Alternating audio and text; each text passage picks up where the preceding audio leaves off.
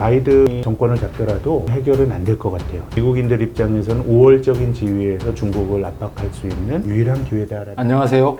김학균 신영증권 리서치 센터장님 모시고 말씀 나눠보겠습니다. 안녕하십니까? 네, 안녕하십니까? 네, 미국이 중국 화웨이를 위한 반도체 생산에 제동을 걸었습니다. 그래서 미중 기술 패권 전쟁 발발된 것 같은데요. 2017년 트럼프 이후부터 지속이 되는 현상이고요. 또 다른 측면에서 보면 우리가 이제 미중 무역 분쟁이 트럼프 때부터 시작됐다라고 생각할 수도 있지만 오바마 2기 집권기부터 중국과 사이가 안 좋았습니다. 남중국해를 둘러싸고 정치적 갈등도 있었고 또 중국이 1대1로 같은 거 하면서 자신들의 어떤 경제 권역도 만들었고 또 아시아 인프라 투자은행 뭐 이런 거 만들면서 미국주도 질서에 대한 도전을 해서 그것이 꼭 트럼프만의 문제라기보다 미중 간의 갈등은 벌써 한 7, 8년 된 이슈인 것 같고요. 화웨이를 둘러싼 갈등이 기술 패권을 둘러싼 당연히 코드도 있는 것 같고요. 중국이 중국제조 2025라고 하는 나름의 이제 산업진흥 전략을 이제 시진핑 정부 들어와서 강조를 했었는데 미국 입장에서는 우리가 잘하는 거를 중국이 도전한다라는 생각을 가졌던 것 같습니다. 근데 한편으로 생각해 보면 그 뭐 미국만 하라는 법이 있는 거 아니지 않습니까? 그렇죠. 근데 이제 미국이 보는 거는 중국이 불공정 거래를 한다라고 하는 인식은 갖고 있는 것 같아요. 한국의 제2의 아마존을 찾고 있는데 뭐 비슷한 기업들이 뭐 거론이 되지만 사실 아마존에 비할 만한 기업은 없거든요. 개방된 사회는 다 아마존이 잠식을 하고 있는 건데 중국은 알리바바가 있죠. 텐센트가 있습니다. 미국식의 시각으로 보면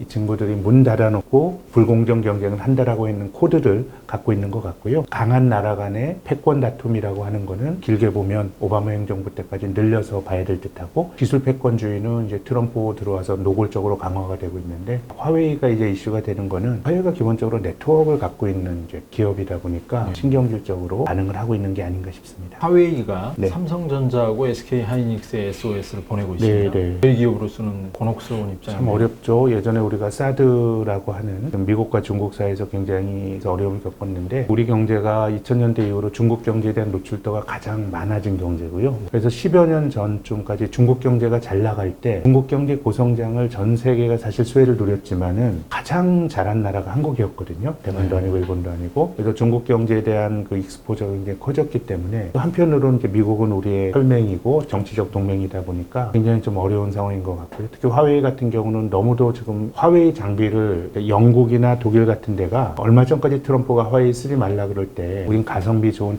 그 화웨이 장비 쓸 거야 그러다가 지금 이제 영국 같은 데서도 이제 미국 쪽으로 돌아서고 있어서 굉장히 뭐 우리 입장에서는 좀 고민스러운 그런 상황인 것 같습니다. 양국 사이에서 선택을 강요받고 있는 형국인데요. 그래서 이런 기술 패권 전쟁이 사실은 통화 전쟁으로 번지고 있어요. 환율 때문에. 제 생각에는 중국이 미국을 뭐 대체할 뭐 이런 기는 힘들다고 봅니다. 위안화가 뭐 기축통화되고 이런 게 좀 힘들 것 같고 이제 미국은 기축통화국 아닙니까? 기축통화국은 그 나라 밖에 있는 사람들이 그 나라 통화를 받아들여야 됩니다. 그러려면 달러가 많이 퍼져야 되거든요. 그럼 나라 밖으로 달러를 퍼뜨릴 수 있는 방법이 뭘까요? 가장 무난한 방법은 경상수지 적자입니다. 남의 나라 물건 내가 사주고 내 돈 달러 주는 겁니다. 뭐 적자가 많이 쌓이더라도 미국이 뭐 문제가 생기겠습니까? 지금 미국 연방준비가 그렇게 돈을 많이 찍어내고 있으니까 기축통화국의 숙명은 일종의 그 무역수지나 경상수지 적자를 감내하는 게 기축통화국의 숙명이고요. 일단 기축통화국이 되면 외환위기가 발생할 가능성은 없습니다. 97년도 IMF 외환위기는 우리가 살아가는데 원화를 주면은 안 되잖아요. 안 받잖아요. 외국에서. 달러가 필요한데 우리는 달러를 찍어낼 수가 없어요. 기축통화국은 자국의 중앙은행의 자국돈을 얼마든지 찍어낼 수 있기 때문에 대외 수지가 적자라고 하더라도 그게 지속 가능합니다. 물론 이제 그 대외 불균형이 너무 커지면 또 논란이 되겠지만 원론적으로는 내가 대외 적자를 감수하는 대가로 기축통화국이 되면 외환위기의 가능성 거의 없게 되는 것이고요. 중국 입장에서는 미국처럼 되기 위해서는 지금처럼 경상수지나 이런 강박관념을 가지면 안 됩니다. 위안화가 어떻게 나라 밖으로 퍼지겠어요. 지금처럼 계속 수출해서 돈을 벌어들인 구조라 그러면 위안화가 기축통화되기 좀 힘든 것 같고 또 두 번째는 남의 나라 물건을 받고 돈을 내주는 게 결국 이제 기축통화국의 의무라고 말씀드리는 건데요. 2차 대전이 지나고 미국이 이제 신생 강대국이 됐을 때 전 세계 9대륙이 전쟁으로 전부 폐허가 되니까 미국의 물건을 팔 수가 없었거든요. 뭐 생산재 다 파괴를 했잖아요. 산업시설이 멀쩡한 나라는 2차 대전 직전에 미국밖에 없었거든요. 그때 미국이 뭘 했냐면 돈을 무상원조를 해줬죠. 유럽에 마샬 플랜 해줬고 한국도 한국전쟁 이후에 무상원조 해줬잖아요. 그게 저는 기축통화국의 애티튜드라고 생각해요. 시장을 살리는 거죠. 사실은 장기적으로는. 뭐 궁극적으로는 내 돈을 퍼뜨리는 거죠. 그렇죠. 그런 건데 이제 이제 중국은 1대1로가 비슷한 것처럼 보이지만 조금은 너무 계산적인 것 같아요. 파키스탄이나 1대1로에서 중국 차관받은 나라는 그것 때문에 이제 정치적 혼란이 발생하거든요. 그래서 저는 통화 전쟁을 달러와 위안화를 동등한 권위를 가진 걸로 보는 건 말도 안 된다고 봅니다.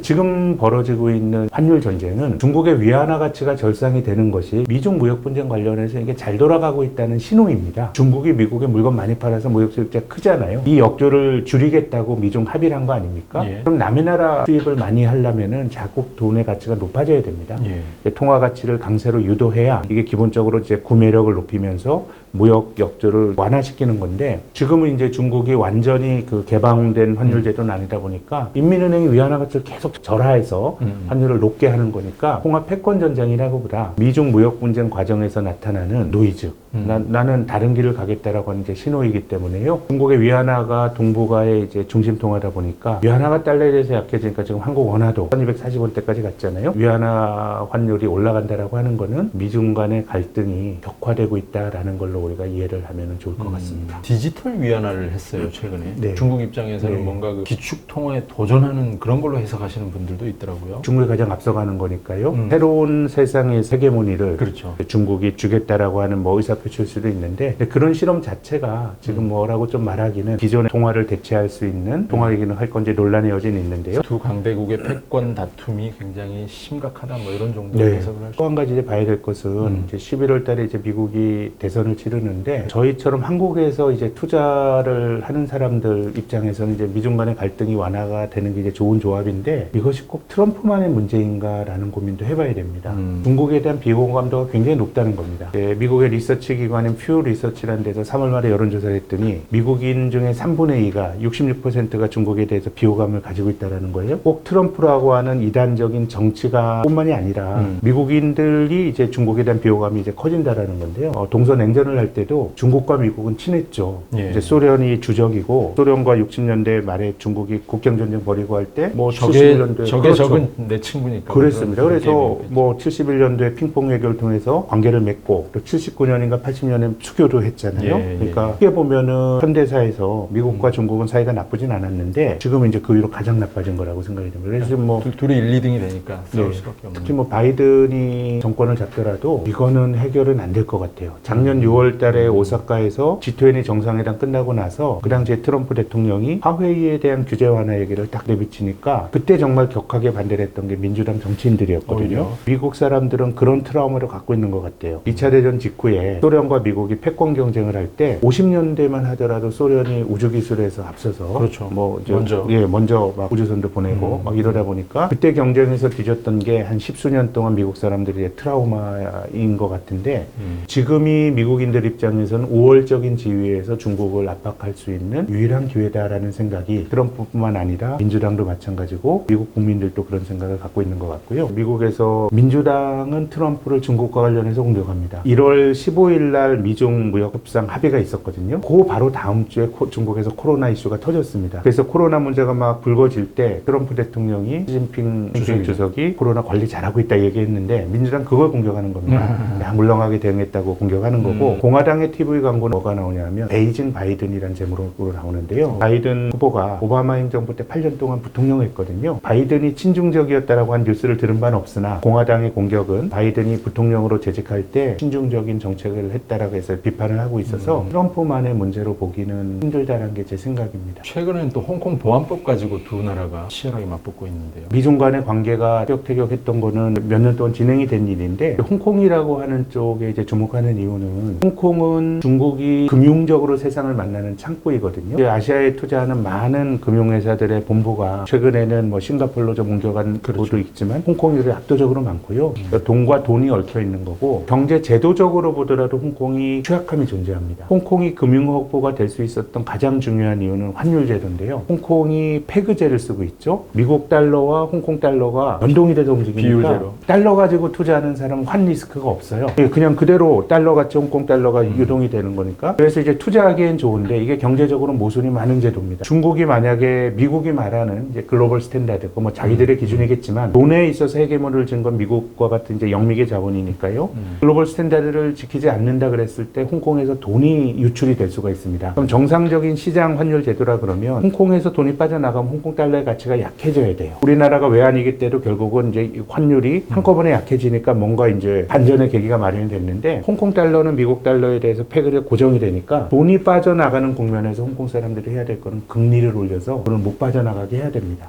그래서 뭐 아직까지는 뭐 그렇게 치명적인 움직임이 있는 건 아닌데 경제 제도 자체가 모순적이고 시장에서 자유롭게 이제 가격 결정된 제도가 아니기 때문에 우리가 홍콩 문제가 금융시장에 프라이싱 되는 것을 판단한 하나의 기준으로 홍콩 은행 간의 단기금리, 뭐 하이보금리 이런 얘기를 하는데요. 이런 것들 좀 눈여겨봐야 될 것 같고요. 작년도에 홍콩 인권법 얘기가 막 이제 불거질 때 중국의 하이보금리가 2% 넘어까지 올라갔었는데 지금은 1.3 정도기 때문에 레벨이 높진 않은데 지난주 홍콩 보안법 얘기가 나오기 전에 1%였어요.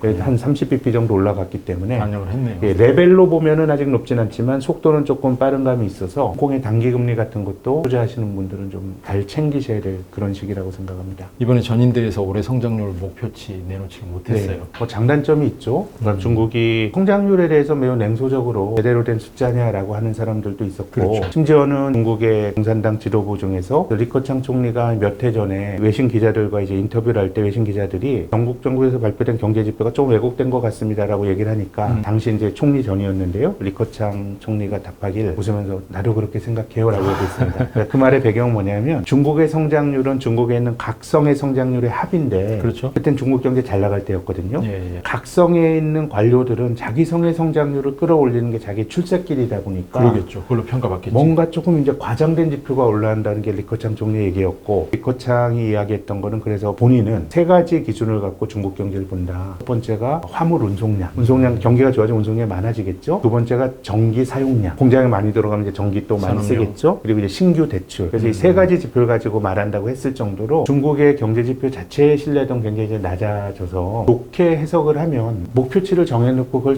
무리해서 맞추는 것보다 지금은 사실은 어느 누구도 코로나 이후의 세상에 대해서 잘 예측할 수는 없거든요. 뭐 숫자적으로 어떻게 매우 가변적이거든요. 그렇죠. 매우 가변적. 그렇기 때문에 제 생각에는 무리한 수치를 제시하지 않은 것은 그 자체로는 중국이 저는 뭐 나쁘게 볼 일은 아닌데 다만 이제 금융시장이 이번 중국 전인대에 대해서 조금 실망한 거는 미중 간의 무역 분쟁이 벌어지고 이런 과정에서 결국 수출은 타격을 받을 개연성이 크니까 중국이 뭔가 좀 강력한 경기 보양책을 쓰면서 내수 보양을 하지 않을까라는 기대감이 있었는데 그런 점은 특별국채라 그래서 돈 쓰려면 이제 정부가 빚을 내서 중국도 써야 되는데 특별국채 발행 계획 같은 게 시장 기대치보다 조금 낮아서 제 생각에는 뭐 성장률 전망치를 제시하지 않은 게 금융시장이 가졌던 내수 보양에 대한 기대치는 조금 충족을 못 시키는 거 아닌가. 그래서 최근에 크게 보면 이제 글로벌 주가가 많이 올랐는데 중국 주가는 별로 잘 못 올랐습니다. 네. 뭐 이런 것들이 반영이 된 게 아닌가 싶습니다. 두 나라가 엄청 치열하게 지금 맞붙고 있는데 네. 이 와중에 우리나라 개인 네. 투자자들은 사실은 미국 주식에 완전히 올인하고 있는 그런 형국이거든요. 올인은라고 말할 수는 없죠. 왜냐하면 이제 예. 우리나라도 두 달 동안 한국 사람들이 주식 사서 물론 그렇죠. 25조 원 사서 이제 투자가 이제 많이 늘고 있고 네네. 특히 이제 지난 3월, 4월, 5월은 한국 사람이 한국 주식도 많이 샀지만 작년, 재작년은 한국 주식도 안 하는데 막 미국 가서 주식을 샀거든요.